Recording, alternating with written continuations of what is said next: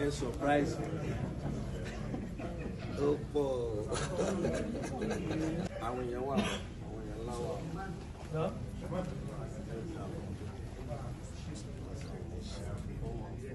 Olóyè ni mi wà yìí. Mo gbé nígbà mo ti gbé nígbà yẹn lọ láti nígbà yẹn ń gbé mi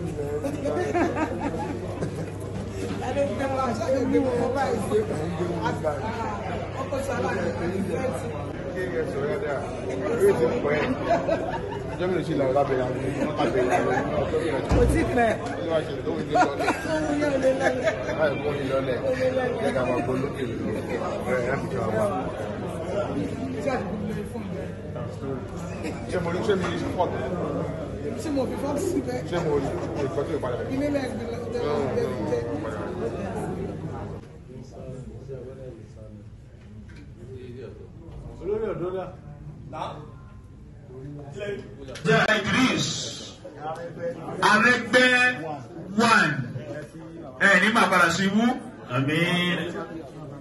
Connecting Nigeria ọmọ aṣíwájú ní màkàrà sí wú Jagaban ẹlẹ́yàtọ̀ Jagaban wẹ̀hùn àwọn ọ̀tẹ̀ ó pọ̀ lẹ́ni Jagaban wọn tó wọ́n bá fi kọ́lá sí ní màkàrà sí wú gbọ́ ojú àpò yóò dáa ẹ̀ńtẹ́sì yóò dáa ẹ̀kú mẹ́.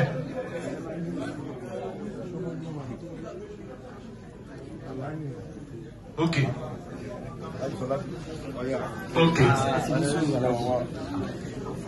Kìsì pé ìfẹ́ pé tó kàn o àwọn tí wọ́n já pé àwọn ni cameraman and coverage ladies. Wáyé dín ọlọ́run wà mo fẹ́ kí wọ́n dìde káwọn èèyàn wá pariwo ọlọ́run lẹ́ẹ̀mẹ́ta fún wọn.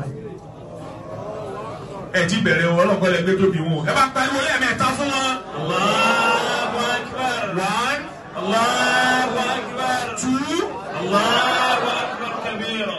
Mo fi kí Turakinge rí. Jazakallahu rabbul arshi khairan. Ẹ bá ṣe ṣe òfin Turakina. Rabbul arshi khairan. Sayu Mustafa Jazakallahu Mufti Turakiwa Mufiki Maulana Amirul Kulli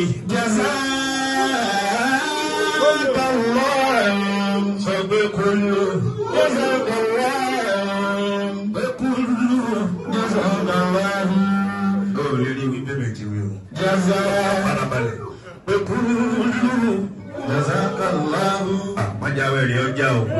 Jazakallahu Babul Arshi khaira amadu anta fakhrus salihin amadu anta fakhrus salihin. Baba wa ọlẹ́sìn tí n fi ti baba of judgment the day of Qiyamah. Ọpẹ́ ni fún Ọlọ́run. Ọba tí ń bẹ nígbà tí gbogbo tí ń bẹ ò tí máa bẹ ọba tí bíbẹ̀rẹ̀ ṣáájú gbogbo tí ń bẹ tẹ́lẹ̀ tí ó sàn sí pé lọ́wọ́ wọn tó dájú Ọlọ́run ní jẹ́ máa padà sí ibú. Àmín. Bákan náà ni mò ń kí èèyàn mi sàn àfàlà. All thanks and adorations are greatly due to the immortal.